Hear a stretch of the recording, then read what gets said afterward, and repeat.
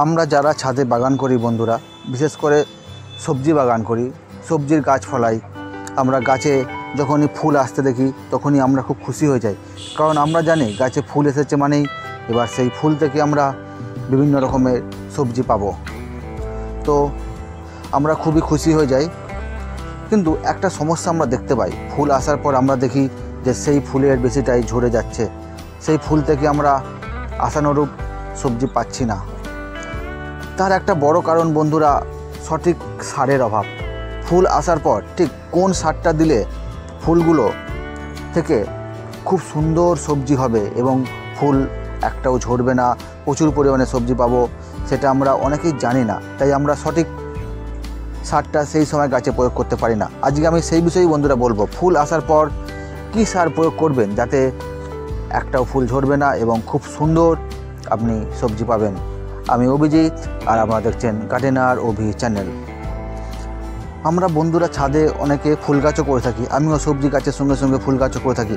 দেখুন কি সুন্দর ফুলগুলো ফুটে রয়েছে। এই ফুলগুলো ফুটতো না যদি না আমি গাছের গোড়ায় পটাশ সার দিতাম। গাছের গোড়ায় যতক্ষণ আপনি পটাশ সার দেবেন দেখবেন ফুল ফুটছে না, ফুল বড় হচ্ছে না।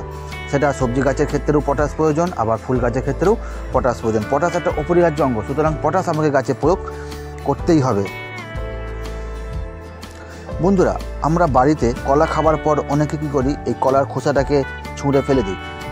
আমরা যারা ছাদ বাগানে, আমরা কিন্তু কখনোই কলা খাবার পর এই কলার খোসাটাকে ছুঁড়ে ফেলে দেবো না। এটাকে আমরা কাজে লাগাবো, এটার থেকে আমরা একটা সুন্দর সার বানাবো। এই কলার খোসা থেকে আমরা কী সার বানাবো? এই কলার খোসা থেকে আমরা পটাশ সার বানাবো। আর এই পটাশ সারের কী কাজ? এই পটাশ সারের কাজ হচ্ছে গাছের মধ্যে ফুল থেকে সবজিতে কনভার্ট করা। এই পটাশ সারের অভাবেই কিন্তু গাছের ফুলগুলো ঝরে যায়। যে সুন্দর ফুলগুলো আপনারা দেখছিলেন, সেই ফুলগুলো ঝরে যাওয়ার একটা অন্যতম কারণ হচ্ছে পটাশ সার। তো এই পটাশ সার কি সেটা নিয়ে আমার একটা ভিডিও করা আছে, আমি এনপিকে সম্পর্কে ভিডিও করে রেখেছি, তার লিঙ্ক আমি আমার ডিসক্রিপশন বক্সে দিয়ে দেবো, আপনারা দেখে নেবেন। তো আজ বন্ধুরা আমি বলবো এই কলার খোসা থেকে কিভাবে পটাশ সার তৈরি করা যায় এবং সেই সার গাছের গোড়ায় প্রয়োগ করলে একটাও ফুল ঝরবে না। এই কলার খোসা থেকে বন্ধুরা আমরা দুভাবে সার তৈরি করতে পারি। একটা হচ্ছে যে লিকুইড পটাশ, লিকুইড সার, যেটা আপনি গাছে গোড়া দিতে পারেন। আর 2 নম্বর হচ্ছে গুঁড়ো সার। গুঁড়ো যেরকম আমরা গোবর সার বা ভার্মি কম্পোস্ট যেরকম গুঁড়ো দানাদার সার ব্যবহার করি, সেরকম গুঁড়ো সার। তো গাছের জন্য দুটোই প্রয়োজনীয়।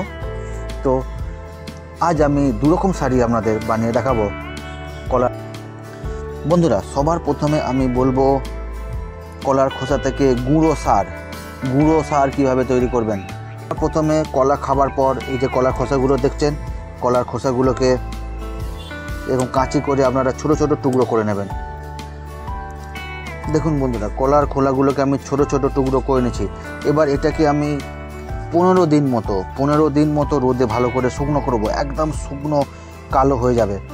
আমি বন্ধুরা 15 দিন পর আবার ফিরে আসছি। 15 দিন পর বন্ধুরা দেখুন, যে কলার খোসাগুলো আমি শুকনো করতে দিয়েছিলাম, এখন দেখুন ঠিক এরকম হয়ে গেছে, কালো একদম শক্ত হয়ে গেছে। ঠিক এই রকম হয়ে যাওয়ার পর বন্ধুরা যেটা করতে হবে, এই কলার খোসাগুলোকে মিক্সিতে আমি গুঁড়ো করে নেব। আমার কাছে মিক্সিও আছে, আমি এবার এগুলো মিক্সিতে গুঁড়ো করব। সবার প্রথমে আমি এর মধ্যে ভরে নেব আমি কলার খোসাগুলো।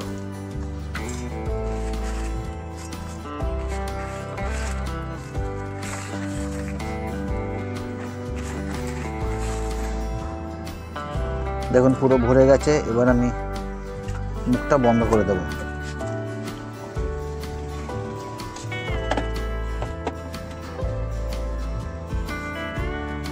কলার খোসাটা এবার বন্ধুরা আমি গুঁড়ো করছি।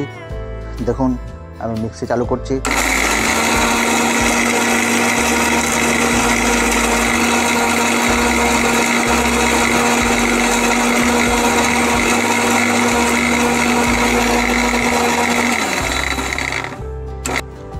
গুঁড়ো হয়ে গেছে বন্ধুরা। এবার আমি আপনাদের দেখাচ্ছি খুলে কিরম গুঁড়ো হয়েছে। দেখুন বন্ধুরা কি সুন্দর গুঁড়ো হয়েছে, একদম ডাস্ট হয়ে গেছে। দেখুন এই যে যেটা হলো, এটা হলো বন্ধুরা আপনার গুঁড়ো সার। এই সার আপনি মিক্সড খাবারের সঙ্গে মিশিয়েও দিতে পারেন বা সরাসরি ফুল আসার পরে গাছের গোড়ায় দিতে পারেন। আবার প্রয়োজন মতো আপনি এটাকে স্টোর করে রেখে দিতে পারেন। আমি এখন কিছুটা দেব এবং কিছুটা একটা জায়গায় স্টোর করে রেখে দেব। বন্ধুরা, এবার আমি বলবো কলার খোসা থেকে আমরা লিকুইড সার কিভাবে তৈরি করব। কলার খোসা থেকে লিকুইড সার তৈরি করার জন্য কলার খোসাগুলোকে প্রথমে এরকম ছোট ছোট করে কেটে নেব। কেটে নেবার পর কি করব বন্ধুরা, একটা জার নেব। জারটা অবশ্যই যেন ঢাকা থাকে, ঢাকা বন্ধ করা যায়, এরকম একটা জার নেব। সেই জারের মধ্যে বন্ধুরা আমরা কলার খোসাগুলোকে দিয়ে দেব।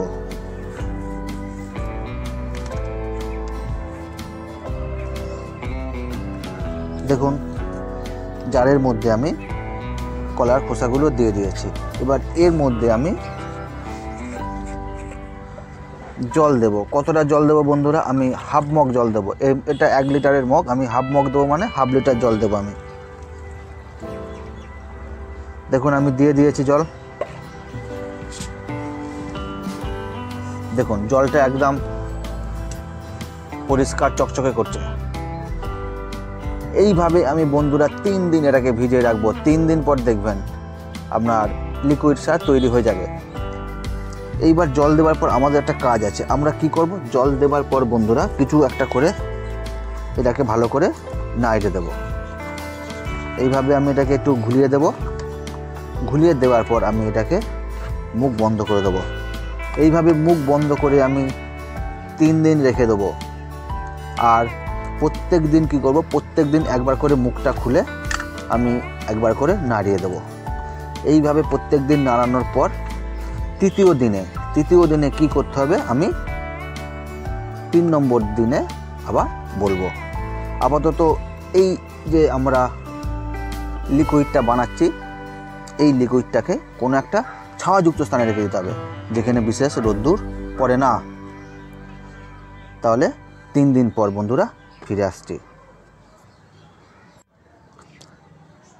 3 দিন পর বন্ধুরা ফিরে এলাম। আজকে আপনাদের দেখাই। দেখুন বন্ধুরা, সার কিন্তু আমার পুরোপুরি রেডি হয়ে গেছে। যে লিকুইড তরল সার আমরা বানাচ্ছিলাম সেটা পুরোপুরি তৈরি হয়ে গেছে। জলের কালার দেখুন পুরোপুরি চেঞ্জ হয়ে গেছে। একটু আপনাদের আমি খুলে দেখাই।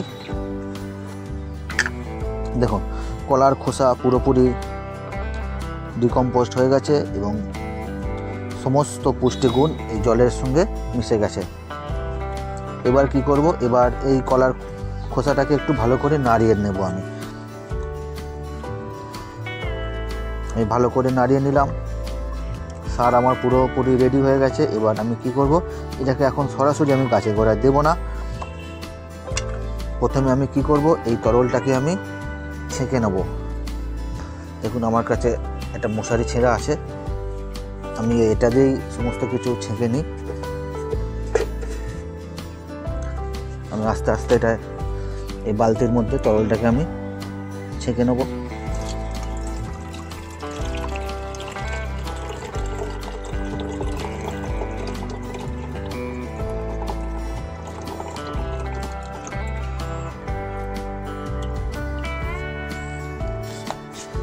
সমস্ত লিকুইডটা বন্ধু আমি ছেঁকে নিয়েছি।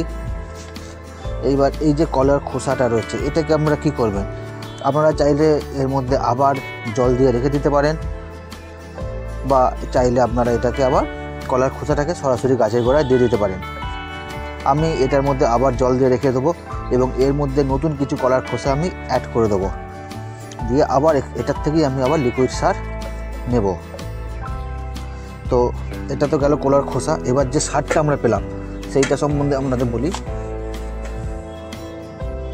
দেখুন আমরা এই লিকুইড সারটা পেয়েছি। এই লিকুইড সারটাকে কিন্তু আমি সরাসরি গাছের গোড়ায় এখনই দেব না। যতটা পরিমাণ সার এখানে বন্ধুরা আছে, তরল সার, ঠিক ততটাই আমি জল নিয়ে নেবো। মোটামুটি এখানে যা আছে সেটা হাফ মগ মতন হয়ে যাবে। এই যে আমার কাছে মগ আছে, তো এই মগের হাফ মগ মতন লিকুইড হবে। আমি হাফ মগ আমি জল নিয়ে নেব। দেখুন হাফ মগ তরল আছে আর হাফ মগ আমি জল নিলাম। নিয়ে এই হাফ মগ জল আমি এইটাই মিশিয়ে দিলাম। মিশিয়ে দিলাম। এইবার আমার তরল পটাশ সার পুরোপুরি রেডি। এইবার আমি এই তরল সার সেই গাছগুলোতেই দেবো যেই গাছগুলোয় ফুল এসে গেছে। দেখুন গাছগুলোয় ফুল এসে গেছে এবং ফলও ধরতে শুরু করে দিয়েছে। এই গাছগুলোর গোড়ায় আমি এই পটাশ সারটা দেব।